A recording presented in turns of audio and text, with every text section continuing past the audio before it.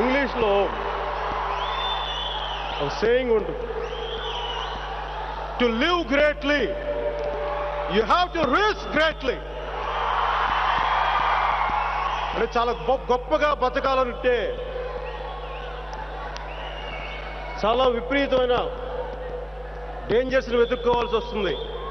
నేను ఎప్పుడు చాలా చిన్నప్పటి నుంచి గొప్పగా బతకాలని ప్రయత్నం చేయాల, చాలా సామాన్యుడిలాగే అందరిలాగే బతుకుదామనే ప్రయత్నించాను.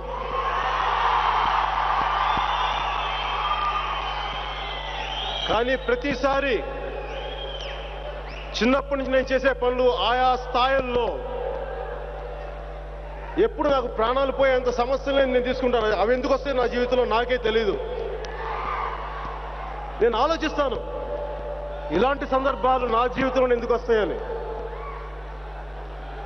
మేబీ పిరికితనంతో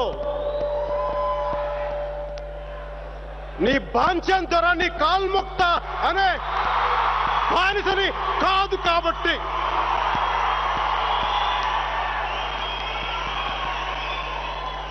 వెళ్ళి ఆ ఢిల్లీలో కూర్చున్న వాళ్ళందరికీ బానిసలు వెళ్ళి దొరాని కాల్ముక్త అంటే మన రాష్ట్రాన్ని, మన తెలుగు ప్రజల్ని ఈ పరిస్థితికి తీసుకొచ్చారు.